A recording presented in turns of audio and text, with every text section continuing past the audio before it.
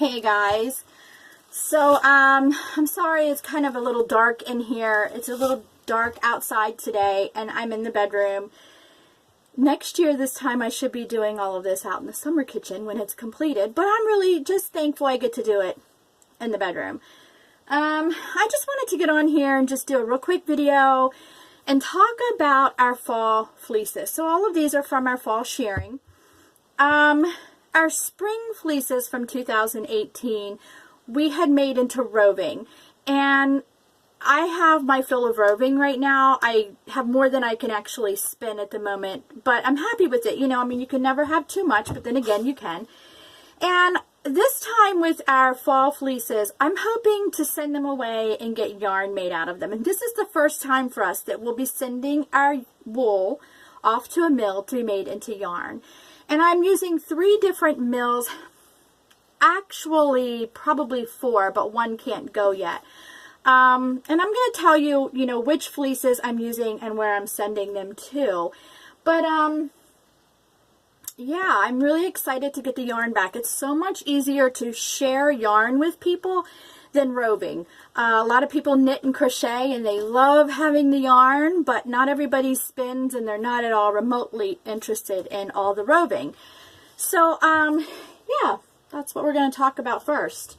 The first fleece that I'm going to talk about is Abraham. Now, Abraham, he's a very large fleece, one of our largest ones. He is our Romney ram. He's our herd sire. And, when I started with wool sheep, I did what was known as a spinner's flock. And I'm still kind of incorporating into that spinner's flock. It was basically new to me. And I wanted to learn what kind of sheep I liked, whether it's size, meat, personality, wool, temperament, and I'm finding I'm really, really like a Romney. There's one of my top sheep. I really seem to enjoy everything about them. So Abraham is a really amazing fleece, but I'm not going to send him away yet. He's the 4th mill. We're going to hold on to Abraham until we have, I don't remember the number, but it's a large number. We want to have him his fleeces sent off and made into socks. So it will come back in a box. They'll be made on a machine. Different sizes, different styles. I can dye them once I get them because he is just white. And so I have to save his fleeces for a little while before I have the minimum amount of weightage to send to the mill. So he's going to wait a little while. So then we have sterling, it's called sterling woolen mill. And I'm going to open all of these with you as they come back. And some of them take 6 to 9 months to get back. So we're going to use sterling woolen mill, which is in Virginia. And to that, I'm going to send Fiona. I gotta tell you, Fiona, we call her Freaky Fee. She is a Coopworth, and I didn't like her. I didn't like anything about her. But dang if I don't like her fleece. I mean, she's my top fleece. I love absolutely everything about her fleece. So I'm going to send Fiona to Sterling, and I'm going to have her made into some worsted weight yarn. The other one I'm sending to Sterling Mill is Fern. And Fern she's our Leicester long wool. I like the Leicester. I haven't ruled them out yet. The Coopworth, I would buy more just because she has impressed me so much. But I do like the Leicester long wool. This is Fern. And she's going to go to Sterling Woolen Mill. We're going to have her made into fingering. I had never really worked with fingering until recently when I did a sweater for a friend of mine that is in an exhibit. And I've just loved the drape of the sweater. It was absolutely beautiful. So those are the 2 that are going to go to Sterling Mill in Virginia. And then we have Falls Edge Mill. I'm not sure what state that is. I know it's relatively local. I did the tri-state area. And to Falls Edge, we are going to send Corabelle. Now, Corbell is we added her last year, so this is her first fleece that we ever had. She is a Lincoln long wool, and her locks are just long. I don't know if I can show you one. See if I can. Look at this. I don't know if you can see. I mean, we're talking just long, beautiful, just spiral curly locks. Absolutely gorgeous. So we're going to send her off to Falls Edge, and I'm going to have her made into a DK weight yarn. All of these I'm just doing in their natural color, in the white or whatever color, like this one over here is black and gray. And I'm going to work on some dyes, some natural plant dyes over the summer. So that is Corbell. And the other one that I'm sending to Falls Edge, actually, it's two. I'm going to combine these two.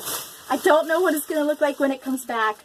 I'm going to have this made into fingering also. And these are my Gotlands. So we have two Gotlands. We have a ram and we have a ewe. Actually, we have three now. This one is kind of, I don't know if you can see, he's like a really beautiful silver gray. And the Miss Amelia is this beautiful black. So we're going to have those combined. I'm going to have those spun together into a fingering, a black and a gray, and see what we come back with from Falls Edge. Then we have Mava. Mava was my first ever wool sheep. And I mean, I loved her because she was my first. She's a Cotswold. And I wanted so much to fall in love with the Cotswold breed. And I'm not giving up. I'll probably get another one. Mava's not a good example of that breed, I don't believe. Last year, she terminated her pregnancy early and the baby did not make it. It was way too early. This year, doesn't even look like she bred back. So, and her wool is just subpar to me. It felts very easily while on her. Yeah, I'm not sure what we're going to do with Mava. I mean, I know the end result for Mava will be harvested. But I think I may try one more Cotswold this year. I may invest in another one and just see if it can change my mind, if I can really fall in love with the Cotswold. But going back, I just shared with you the Gotlands. They're a no-go here. I have 3 of them, and I'll keep them until their time comes. I don't like their wool. I don't like their skinny little legs. And they're just not a really good meat sheep to me. It's not a good quality. You know, you don't get a lot of meat for the animal. So when the Gotlands are gone, they will not be back. And so this is Mava. Mava is going to go to Gertie Run. But I'm going to save this fleece and add to it this year. We have 2 fleeces coming this year.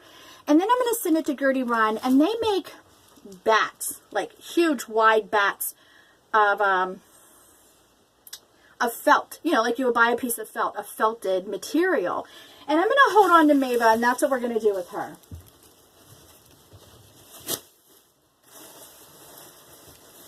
The other one that's going to go to Gertie Run is going to be these 2 fleeces. This is Ernie. Ernie's my love bug. He is a Romney Weather, and I love his fleece. It's huge. It's beautiful. So he is going to be blended with, he's a white sheep, and he's going to be blended with this white alpaca fleece that I have. And we're going to have him done in a DK weight. So I'm really excited to get him back and see what that comes out to. That's Gertie Run.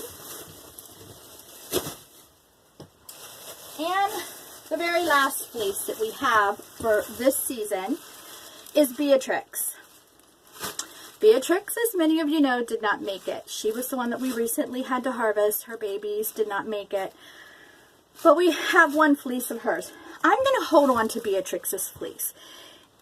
Beatrix was a Southdown, and that's not typically a good wool fleece. So I'm going to hold on to it. And over the season this year, I'm going to add to it other fleeces that I really just don't think I want made into yarn or roving. And when I have enough of that low quality fleece, I'm going to send it away to Gertie Run and have it made into rug yarn. I've never had rug yarn. I've never worked with rug yarn, but I'm really looking forward to it. So those are the fleeces that we have. As we get them back, I will unbox them and show you what comes back from us. And if you're interested in any yarn, let me know when it comes back, because we're going to be swimming in it. And we have shearing coming up in another 2 months again. So I really want to get these out of here to make room for the next ones and go from there. So, you know, I hope you enjoyed just some part of this video. It really has helped me to talk it out on camera, to come back and look and see what I got and where I got it from. So that's it. We'll talk to you later.